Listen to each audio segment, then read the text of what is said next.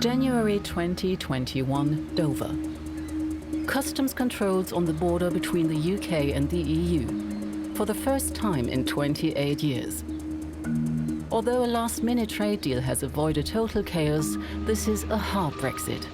Much harder than the Brexit that was promised to the British people back in 2016. During the referendum, they all said, no, it's not a hard Brexit what we want. The experts agree that this Brexit will cause economic damage to both sides. Even the government in London expects a major slump in the British economy. How did it come to this? It's becoming more and more clear. Hard Brexit was a well-planned coup. The concept of Brexit that was about let's get back control of our borders, take back control of our fishing, they kind of got hijacked. But who did want a hard Brexit? And who stands to profit from it? There's a clear ideological driving force here, which is around a desire for a very low tax, low regulation economy. Now, the problem is that it's not what a lot of people who voted for Brexit want. This film tells the story of how a small group from the heart of the British establishment hijacked the Brexit course to pursue their own radical agenda.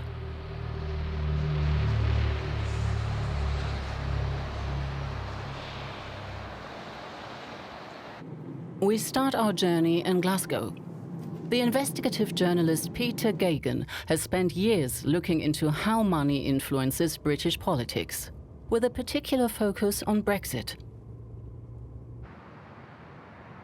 What we saw in the Brexit referendum and its aftermath is that abuses of electoral law, small amounts of targeted money, anonymous donations can really change the political landscape in really radical ways. And how exactly does that work?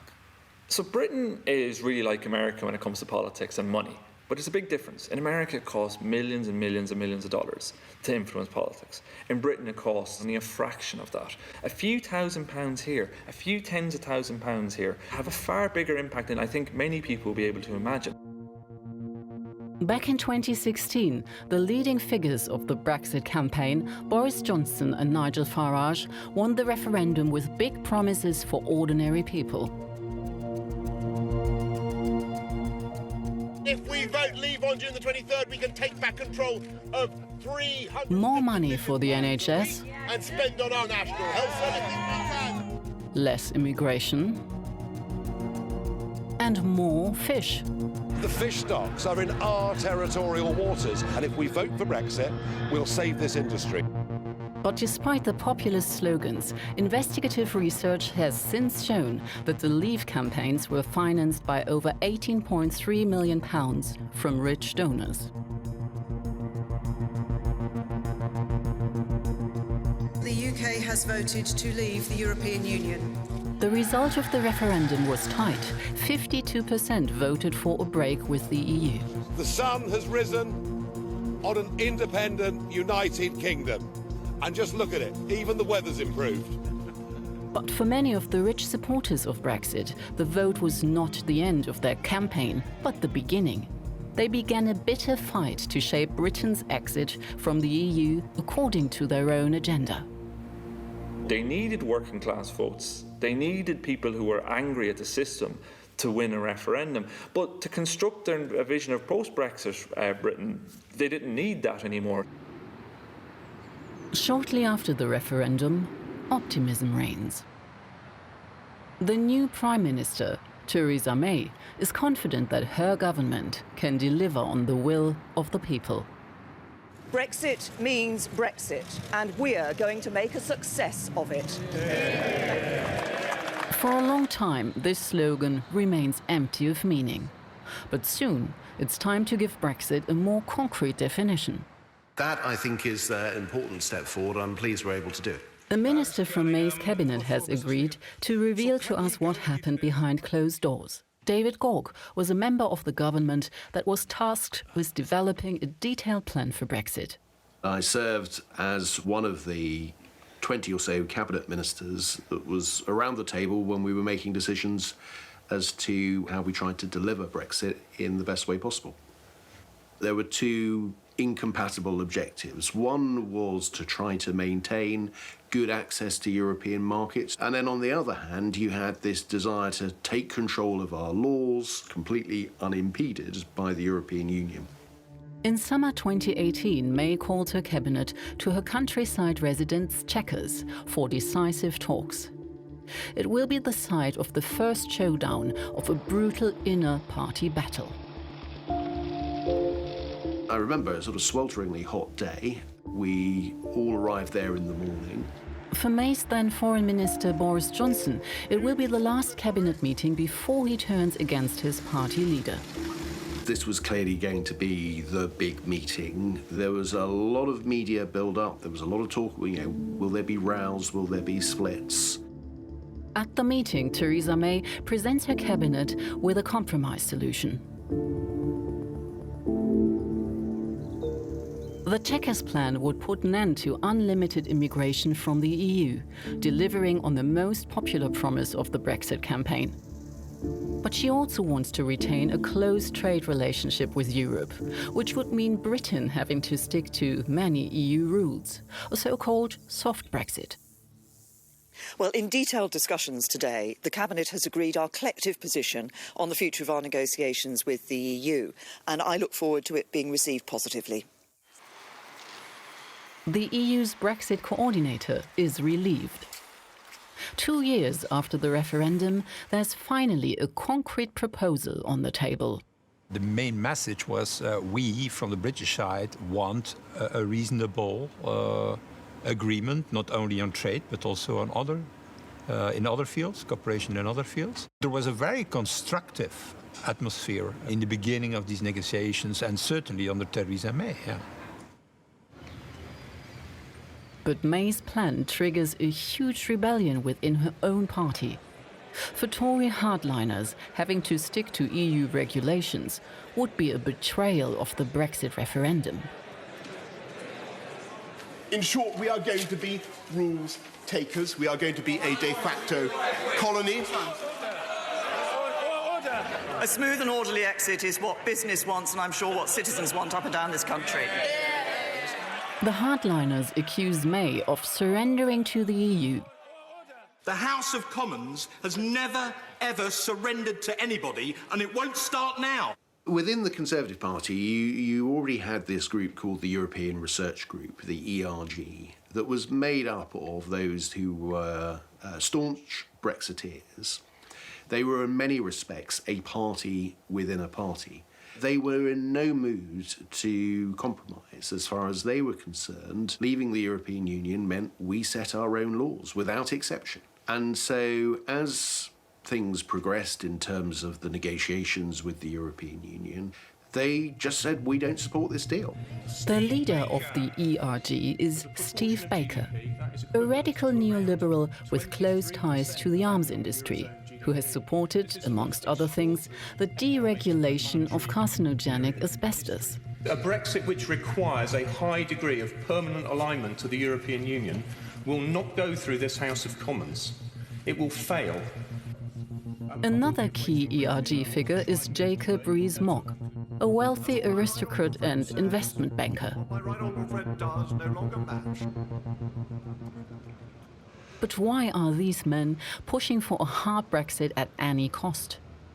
The economist Frances Coppola has investigated why this issue was so important to the rebels.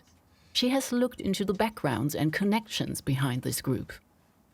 Well, the European Research Group, as it was known, although it wasn't very European and it didn't do any research, was essentially a group of very pro-Brexit and very right-wing Tories who are ideologically wedded to the idea of Britain as this sort of free market, what they call buccaneering Britain, that would go around the world striking trade deals with everybody and being this kind of Singapore-Thames place that would be great for businesses. That term Singapore-on-Thames, what does that mean? I think Singapore-on-Thames, yeah, it's this idea, I think, that we can be this like kind of EU's offshore tax haven, this island off the coast of the EU that could kind of undercut them in terms of tax and regulation and be kind of, in a way, rather like the way in which Singapore and Hong Kong work in the Far East, this sort of centre for deregulated finance in particular.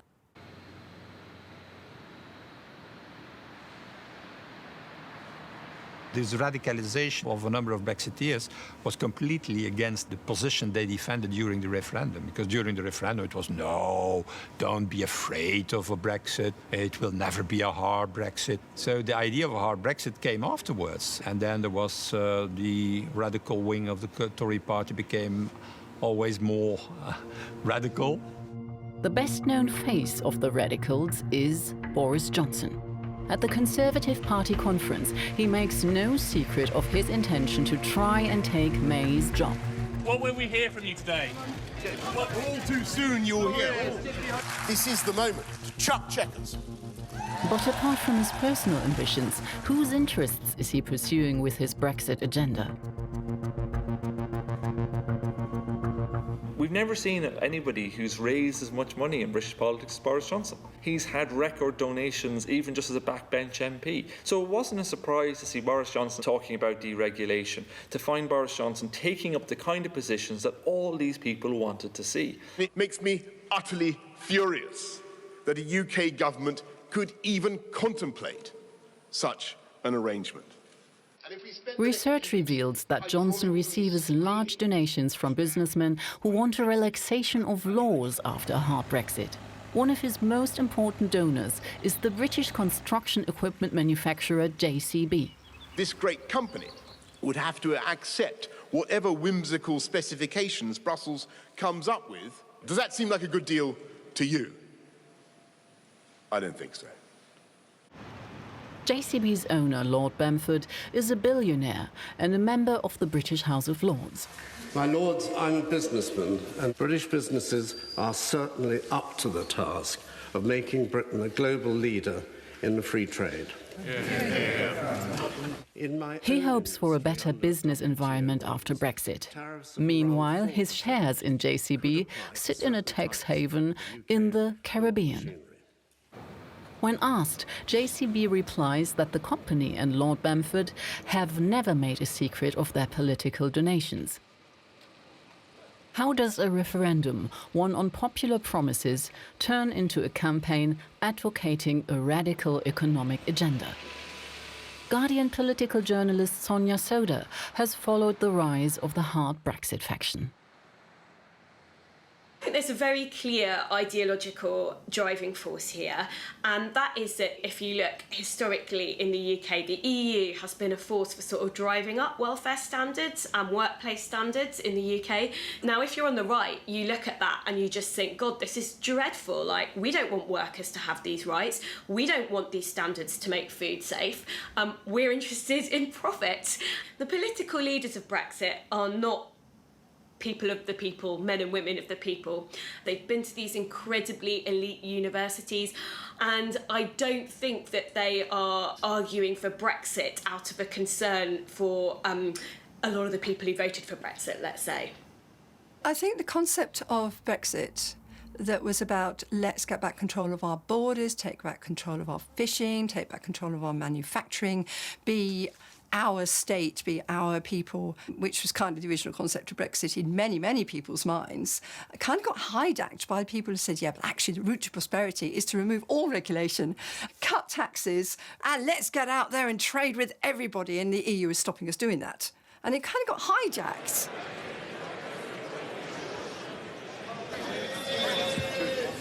Order! Order! When Theresa May puts her Brexit plan to a vote in Parliament, it's firmly rejected. The ayes to the right, 202. The noes to the left, 432. So the noes have it. The noes have it. But what's driving so many Tory MPs to an unprecedented rebellion against their party leader? Conservative MPs, particularly pro-EU Conservative MPs started reporting that their constituents were getting in touch with them, saying, we want a hard Brexit. And in the British system, MPs are very reactive to their constituents because that's how you get into office. You need the people in your local constituency to vote for you. So if they're sending you messages, that's going to make a lot of swivering MPs think. But actually, what looked and was supposed to be a grassroots anger at the failure to leave the European Union was all really astroturf. It was fake grassroots.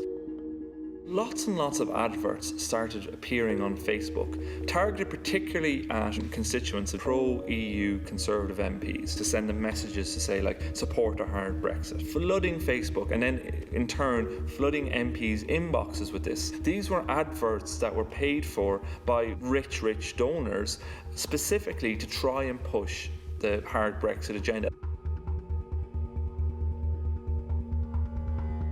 You influence debate.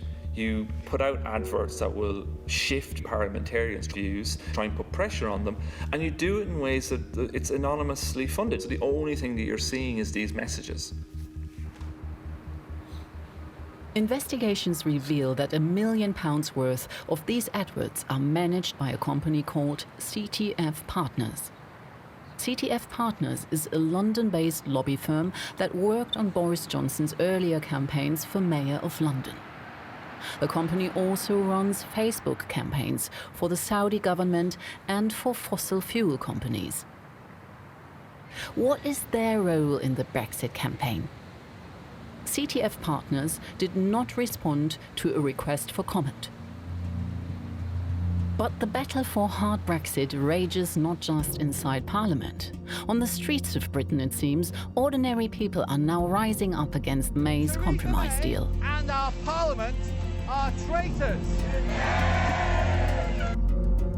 At Leave Means Leave marches and rallies across the country, May's deal is condemned as a betrayal of the true will of the people.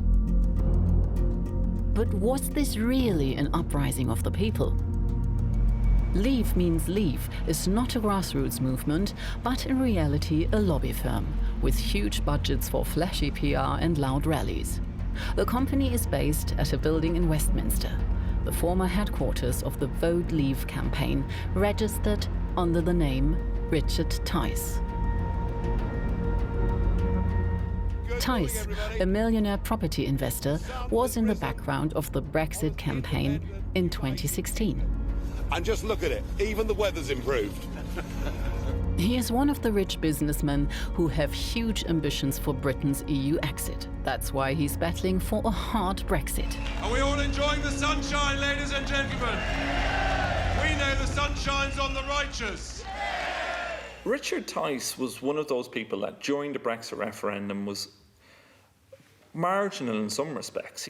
But after the referendum, actually, Tice became more and more a kind of central figure. And he set up this Leaves Means Leave movement. So he knew how to play the media. You know, a lot of online campaigning, very hardline messaging, and kind of pushing this message, you can't trust the politicians. You cannot trust the Conservatives to deliver Brexit for you. It was very populist. There was this idea that there was this terrible elite running Britain who were trying to thwart Brexit, and that the masses should be very, very angry about it. Surprisingly, Richard Tice agreed immediately to meet us in the office at his investment fund. We want to know what's driving him. When eventually there was what was called the Chequers Summit, we then realised that we were being betrayed. We were still going to be subservient slaves to the bureaucrats in Brussels. That's how revolutions begin. What's your vision for Brexit then? So having a low tax, low regulation, high growth economy. Just in my industry alone, I mean, which is real estate and construction, we've got all sorts of very time-consuming, very expensive EU rules on procurement. You know, this is the sort of stuff that I want to change in the way this country is run and governed. 17.4 million! We won the vote! Traitors to the country! Traitors to the country! Richard Tice brings his old friend Nigel Farage out of retirement to become the face of Leave Means Leave. the former bond trader is able to turn the boring details of the Brexit process into populist slogans of national pride. This is about who we are as a nation. It's about our children and grandchildren growing up being proud to be British. We will get our independence back. We will get our pride and self-respect back. We are going to win!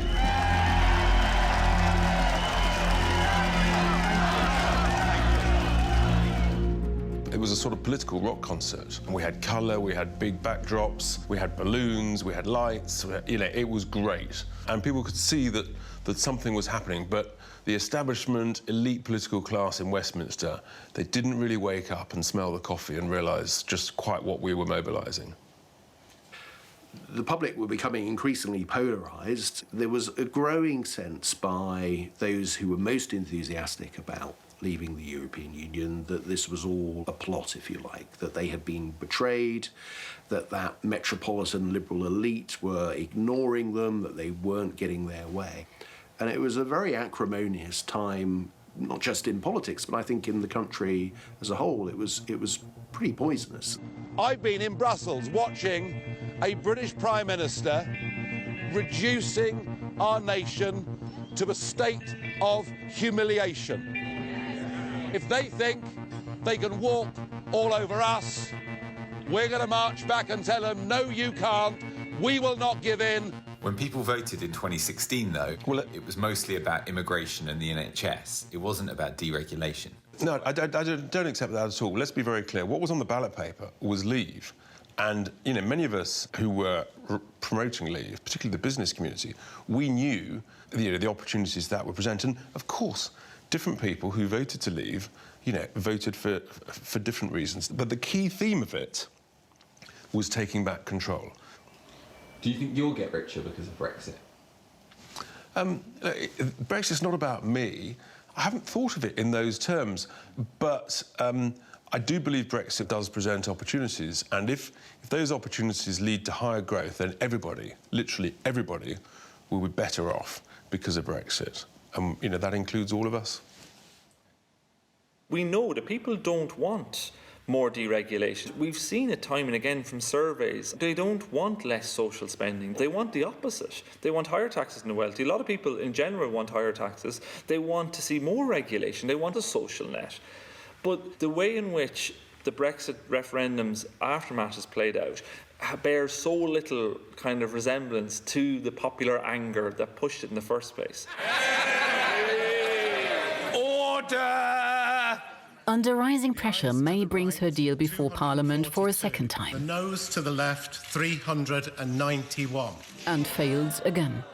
So the noes have it, the noes have it. There wasn't a majority for a hard Brexit, and there wasn't a majority for a soft Brexit. There was a blocking majority against every option, and we were essentially stuck.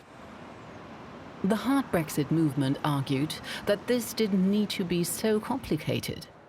Britain should simply leave the EU and stand proudly alone as a sovereign independent country, with no negative consequences. The promise was Britain should be a sovereign country like it was in the days of empire, this idea of take back control. Now, the whole issue with that is that notion of national sovereignty doesn't really exist anymore in a 21st century world. So in a world that's more globalised, where there is far, far more trade, the world is becoming more interconnected. But that has never been acknowledged. The problem with being integrated into something like the EU for over 40 years is that all your business processes, your supply chains, the way you do things, all sorts of things are deeply integrated with that. So unpicking that is a bit like kind of trying to unscramble an omelette. But soon the complicated reality becomes clear. Guy Verhofstadt warns that there is an inevitable trade-off between Britain's freedom to change its own rules and continued access to EU trade. If you want a trade deal with the European Union, like in every trade deal, we will, as Europeans, defend our interests. Look, we agree to have no quotas, no tariffs when we are talking about trade, but you have to accept a level playing field. It's a word that we use every day in these negotiations. But level playing field means that there is a fair competition between us and them. State aid, climate change, social rules, and so on. The British industry, like also the European industry, has an interest in having a good trade relationship. Most experts predict huge damage for the British economy if Britain loses direct access to EU markets. But the supporters of hard Brexit find one man who is prepared to say the opposite. In our research, we stumble over a little-known trade expert called Shankar Singham. If you look at this problem for long enough, I think all the technical experts ultimately come to the same conclusion. You know, Shankar said, I've got a plan. And that was really important because you had economists and trade people lining up around the street after Britain left the European Union, tell them it was a bad idea. Here comes this guy who'd been to Oxford, who'd worked in America, he's telling you it's a good idea. And he became the trade guru for the Brexiteers. Well, it's been interesting watching the rise of Shankar Singham because, you know, he's actually not that knowledgeable on trade. There are people out there who know much more about trade than he does, but they weren't elevated in the same way. And I can only conclude that it's because the guys who really knew about trade weren't saying the right things. They were saying, well, actually, there aren't any simple solutions. I think what Shankar was doing was saying, well, if we just do this, we can have a simple solution. Shankar Singham soon becomes known as the Brexiteer's brain. He writes a 150-page report in which he claims that the repeal of EU workplace, environmental and agricultural regulations will prove a major boost to the British economy. The ultra-conservative members of the European Research Group, including Jacob Rees-Mogg, celebrate Singham's so-called Plan A+ as an alternative to May's Chequers deal. This is about how you have a fantastic Brexit. So it's a really exciting and good paper. But who is Singham and who is financing his work? Singham works for an organization with the innocuous name the Institute of Economic Affairs. The IEA is a neoliberal think tank which supports, amongst other ideas, the privatization of the NHS as well as defending the deregulation of the tobacco industry and tax havens. The think tank also supports a hard Brexit. The think tank world was really influential in making the idea of a hard Brexit, making that seem like something that was really achievable and a good thing. Bringing what were really fringe issues in British politics, deregulation and things like that, and making them mainstream. We want to know whose interests are really being pushed by these think tanks. We find a former insider who's prepared to tell us. Shamir Sani was employed at a think tank that works closely with the IEA. He was enraged by what he experienced firsthand and decided to speak out on how these free market think tanks really work. It's an enormous network of right-wing lobby groups that are lobby groups, not think tanks. I know the last organization that I worked for, a donor would come in and be like, hey, I really want to, I need help with whatever, my salmon farms or whatever. And that lobby group will create a report around that sort of incentive from the donor. And then those reports are then taken by these think tanks to politicians and presented as legitimate policy suggestions, going, this is good for you, people really want this, the public really desire this, and it's good for the country. When most of the time it's purely because this is the incentive of their donors. If you're a corporation, if you think about it, what do? You've got £50,000. Do you give it to a lobbyist that's registered? Won't get you very far, might get you one meeting, it'll be registered, people will know about it. Or do you give it to a think tank to write a report? The report will get into the media, your issues will get all the way out there, and your name won't be anywhere near it. In summer 2018, a journalist from Greenpeace went undercover in the Institute of Economic Affairs to find out how think tanks offer their corporate funders influence in the Brexit process. The journalist poses as an investor in US agriculture who is hoping for a relaxation of British food standards post-Brexit, in order that his hormone-treated beef can be sold on the UK market.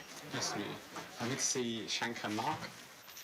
He is invited to a meeting by the head of the IEA, Mark Littlewood, to explore what collaboration might look like. Delighted. Lovely to meet you. Very, very good, thanks. Littlewood offers the journalist the chance to fund a report that will help influence British agricultural policy post-Brexit. If we fully funded this, would you be able to, I mean, you know, would there be some ability to kind of make sure that they're covering the areas of specific interest? Oh, sure, and, absolutely. And I don't mind our donors affecting us on salience, so when we won't go as far as them saying, we need you to reach this conclusion. Sure, not necessarily the conclusion, but to make sure that substantial content, fine, yeah. And that it's prominent and... Yeah, that would not be a worry, yeah. That would not be a worry. We can do that. There is no way this report is going to say the most important thing we need to do is to keep American beef out of our market in order to prop up our beef farmers. It will say exactly the opposite. Okay, fine. The Institute of Economic Affairs has always run on private money. They will not say where their money comes from, but we know it's private money. Occasionally we'll get a little bit of an insight into just where some of that money might come from. So in the past they've got money from BP, so from the oil industry, from the gambling industry, from people involved with the offshore financial industry. So really corporate interests who have very specific agendas. In Britain there's such a huge crisis of transparency because all of these organizations don't reveal their donors and the public are not aware of who is funding the policies that government officials are enacting or bringing forward. If you want access to government, put some money into these right-wing think tanks and then watch the entire country burn. Confronted with these statements, the IEA tells us, we do not act in the interests of our donors except to the extent that they are interested in free trade and free markets. The IEA makes independent editorial decisions and then seeks funding. It is certainly not controversial that the IEA's principles are aligned with the interests of our donors. Boris Johnson has publicly praised IEA reports on several occasions. I've just seen this stuff that's been done for the IEA, I think that's being talked about this morning, and looking at it, I think it's a very good piece of work. It allows us properly to take back control of our laws, which you can't do under checkers. Under checkers, you lose control of your laws. Your laws are made in Brussels, and they're imposed on the UK. I mean, we've never had anything like that in 1,000 years. So this is a very exciting way forward. But there is a very different major obstacle to a hard break with the EU. One that threatens to confront Britain with its recent bloody past.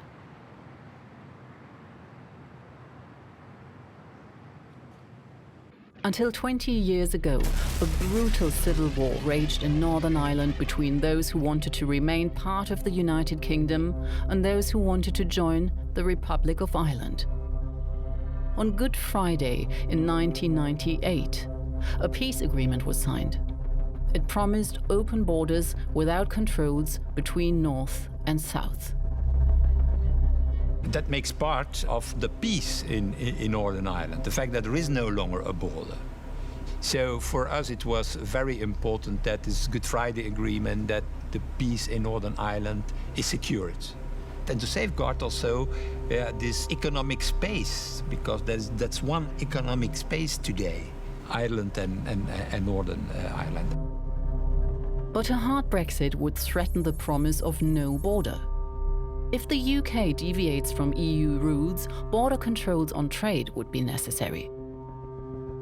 Hard Brexit advocates need a solution that will work even if there is a complete break with the EU.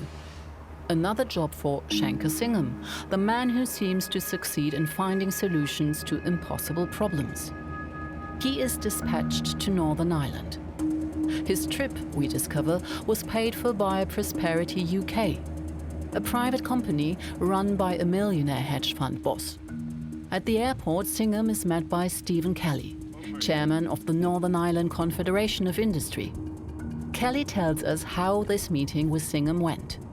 First, he shows him the invisible border between Northern Ireland, part of the UK, and the Republic of Ireland. So the road we're on now, and there's dozens of informal crossings through farmland, through laneways. There's even a crossing within someone's house. Already, we've crossed the border once, and we've just crossed it again. So the house is on the right-hand side, we're in the Republic, but now this business on the right-hand side is in Northern Ireland. Here we go again. Just as the road changes colour here, that's the border one more time. And this business is now in Southern Ireland, but it has a gate out into Northern Ireland, and we're crossing the border once again, just now. Kelly shows his visitor from London this abandoned customs facility, the only remaining visible sign of the border that used to exist here. Singham's mission: could goods be controlled without the need for physical checkpoints like this? Their trip was largely about, is there technology that could be put in play? How do we continue to have that frictionless trade that we have at the moment, from blockchain to satellites and drones and stuff being embedded in the road, linked to barcodes, and a whole raft of wild and wacky suggestions all ends up in one place, which is nothing will work. So I brought them into this very spot, and I set them the challenge that whatever work they were doing on whatever alternative arrangements, it needed to meet this test. It needed to meet the fact that that person in that house 100 yards away and that person in the house another 100 yards away need to have their lives transacted in exactly the same way after Brexit as they do before. I don't think Shanker or others really understood it.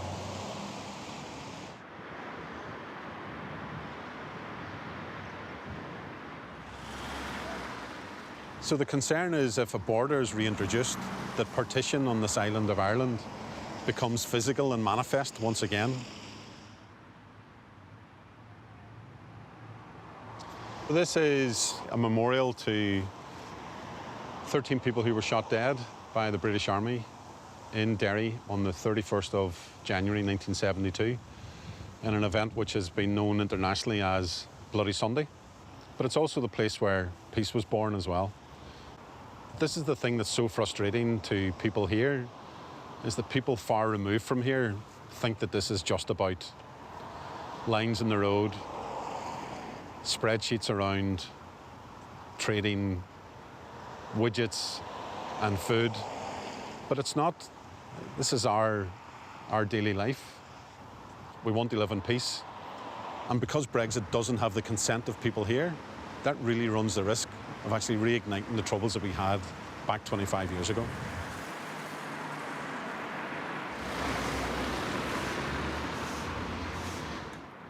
Just 1 week after his visit to Northern Ireland, Singham presents his privately funded report in London. This plan ignores the concerns of his Northern Ireland host and includes proposals for border controls. Singham did not respond to our request for comment. In the past, however, he has emphasized that he does not find it unusual for a think tank to become actively involved in politics. Singham's report has a huge influence on the stance of the conservative hardliners, especially the European Research Group. The ERG weren't really engaging with some of these practical problems. They weren't recognising what some of the risks were. They were just dismissing what were real problems and failing to recognise that there would be consequences if we didn't properly address the issue of the Irish border.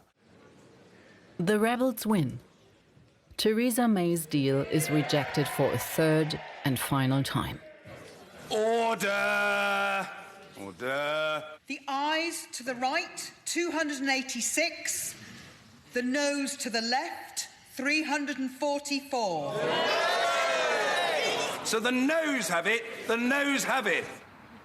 This result means that the UK's exit from the EU will be further delayed, creating the absurd situation that the UK will have to participate in the EU election, even though it wants to leave the EU. This gives the hardliners the perfect chance for a final attack on May's government. I think for a long time, in that strange interregnum, in that strange period where there was all these battles going on in the Commons, people were wondering what Nigel Farage would do next.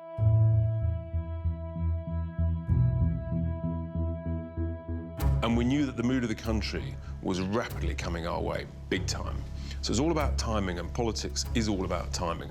And Nigel said, the time is nearly right. Richard Tice and Nigel Farage found the Brexit Party to participate in the EU election. The party styles itself as a radical alternative to the Conservatives. It has only one political goal: the hardest possible Brexit. But our research shows that the Brexit Party, which claims to represent the people on the street, is anything but a people's party. The party is, in fact, a limited company run by Farage and Tice. This is not the way political parties are normally run. Normally, if you become a member of a political party, it's one member, one vote, and you get to have a say in the party. With the Brexit Party, and the language they use was really interesting too, they didn't talk about members, they talked about supporters. So what would happen was you'd go onto your PayPal, you'd give the Brexit Party as much money as you wanted, and you'd become a registered supporter. But that didn't give you any more say in the Brexit Party than I have or anybody else. And the digital democracy that they were promising, and this is the words that Farage was using, kind of a new form of democracy. Once you looked at it in any kind of depth, it was really, really hollow. So they had like an app, but the app didn't really engage people at all. It just kind of let them make comments. The Brexit Party isn't really a political party. It's a company, right? Yeah, things were moving so quickly. We just didn't have time to set up the political party in the traditional sense of the word. So, Nigel knew the right thing to do. Set it up as a company. There's no reason, you're allowed to do that under the rules. That's what we did. So we both led from the front. Nigel, the campaigner, the recognised voice. I wasn't really known then as an individual, as a person. People say, Richard who? But I was the organiser, and what I've got is an ability to make rapid-fire decisions. And so, yeah, we just mobilised, and we just constantly, decision after decision, just like that. Because we were running basically a committee of two, it was very easy. Although there are many small supporter contributions to the Brexit Party, our research shows that they are dwarfed by inflows from wealthy donors. So people like Jeremy Hoskins, who's a hedge fund guy who used to fund the Leave campaign, the referendum, had funded the Conservative Party, he donated to the Brexit Party quite a lot of money. A man called Christopher Harborne, who'd previously given some money to Conservatives, he donated well over £10 million to the Brexit Party. It's huge sums of money for a political party. Thank you! Beat for Brexit! Thank you, morning! Thank you! Thank you! Oh, we got this sorted. With their radical message, Tice and Farage are robbing the Conservatives of donors and voters. Nigel Farage is an outsider to the system. He sort of portrays himself as this, figure who speaks truth to power, who keeps, British prime ministers honest. And the role that he has always played is to put pressure on Conservative leaders, to scare them that he's going to take votes away from them and that they need to give him what he wants. The Brexit Party, only a month old, challenges the 180-year-old Conservative Party in the EU election campaign. It's funny, isn't it? It worked. The Brexit Party wins almost 32% of the vote. Oh, all the establishment, both here in the UK and over there, were aghast, utterly aghast, because the penny then dropped. The Brexit Party Limited enters the EU Parliament in Brussels. Their goal? To disrupt the sessions as a final insult to the hated institution. I'm a businessman. I'm a real estate guy. I'm not an experienced politician. And suddenly, all of a sudden, we were the biggest single political party in the whole of the European Parliament. And my goodness, we made a noise. There's an historic battle going on now across the West, in Europe, America, and elsewhere. It is globalism against populism. And you may loathe populism, but I tell you a funny thing, it's becoming very popular. I know you're going to miss us, but we're going to wave you goodbye. And we'll look forward in the future to working with you as sovereign. If you disobey the rules, you get cut off. Could we please remove the flags? But the Brexit Party is not concerned with the EU Parliament in Brussels. It is trying to exert influence in London, and it's succeeding. Large numbers of Conservative voters went to support the Brexit Party. And I think there was a sense of panic within the Conservative Party, reaching up to members of the cabinet, that unless the Conservative Party, if you like, closed off this issue, unless it dealt with the threat of Nigel Farage, the Conservative Party was doomed. We're essentially like special forces. We launched and we came out of base and we basically accomplished the mission. We were being betrayed by the elitist class and we stopped it. We stopped the great betrayal. The follow-on effect was that the day after the European elections, Theresa May knew that she was toast and she announced that she was going to step down. Never forget that compromise is not a dirty word. Life depends on compromise. Theresa May's time as Prime Minister is over, and with it, the idea of a soft Brexit compromise. And there was a belief that there was only one person who would be able to stop Nigel Farage from essentially overtaking the Conservative Party, and that was Boris Johnson.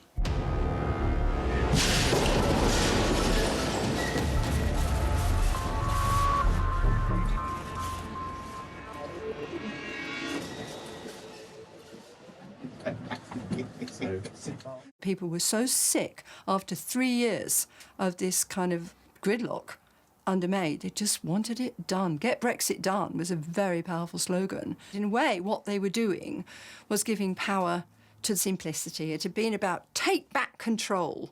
We will cut the ties to this evil empire and sail off into the sunset. It was that kind of imagery. Many moderate Conservatives have to accept that their party has changed significantly in the Brexit process. And so, to a large extent, because of fear of Nigel Farage, the Conservative Party moved to become much more like Nigel Farage by being a more populist party. So I made it clear that I would resign from government because I didn't want to play any part in that. When the new Prime Minister, Boris Johnson, presents his cabinet, it is full of hardliners who are uncompromisingly for a hard Brexit. The eventual victory of Boris Johnson, his election as Conservative leader and Prime Minister, was really the ultimate victory for the money men of British politics, the kind of people who'd bankrolled the Brexit referendum, the kind of people who'd funded pro-Brexit campaigns after Brexit, the kind of people who give money to anonymously funded think tanks. For all of them, Boris Johnson was the epitome of what they wanted. They believe he's malleable, so they believe they can push him. Well, good morning, everybody, and it is wonderful to see this new team assembled here. Thank you all very much.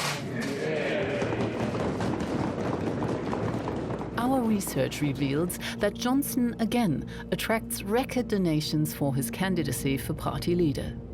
He wins back to the Conservatives some of the Brexit Party's most generous financial supporters. Once again, he receives money from Anthony Bamford, the owner of JCB and CTF Partners, the firm that has supported him in previous campaigns. Largely unnoticed by the public, more than a dozen former employees of the Institute of Economic Affairs and other hard Brexit think tanks are brought into the government as advisors. Statement, the Prime Minister.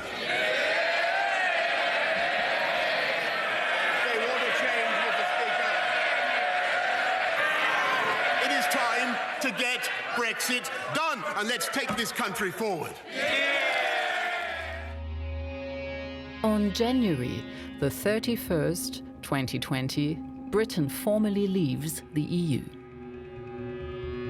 Without Nigel, as we all know, there would have been no referendum. And without Nigel, there would have been no Brexit. We become a democratic, self-governing, independent, and I hope, proud nation.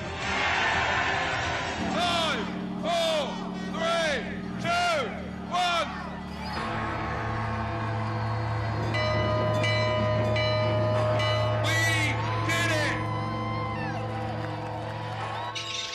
during an 11-month transition phase in which Britain stays closely aligned with the EU, Johnson's government negotiates the concrete details of a trade deal. In the midst of the COVID crisis, an agreement is reached literally at the last minute. The deal brings relief in Brussels, even though it's an uneasy compromise. Mission accomplished. Hard Brexit has become reality. On December the 30th, 2020, Boris Johnson signs the agreement. Folks, this is it. I know the question you will all be asking yourselves is have I read it?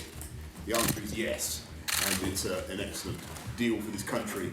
Thank you all very much. Thank you. I do think it's a huge mistake for the country. I think others are going to pay a very significant price for that, those who are going to lose their jobs as a consequence of it. I think the UK is a less attractive place for inward investment. And I think there are many ordinary British people, probably ordinary British people who voted to leave in 2016 and voted Conservative in 2019, who will sadly pay a price for this. Of course, there's no such thing as just getting Brexit done. Of course, Brexit and its complications are going to dominate the British political debate for the next 10 years. That's just the way it is. At the end of the day, there's still this very big question mark. What is it going to achieve apart from a lot of economic pain for the UK and a lot of hardship and poverty? How will the UK use its new freedom? Just 1 week after the final exit, hardliners have already called for the abolition of environmental, data protection and labour laws. The battle over Brexit will continue. Only the coming years will show how much this coup by the country's rich elite will change Great Britain. I think too often we don't appreciate, we don't understand how abuse of the electoral system, and abuse of the political system, and the role of lobbying unchecked in politics can change and shift and kind of warp a political landscape.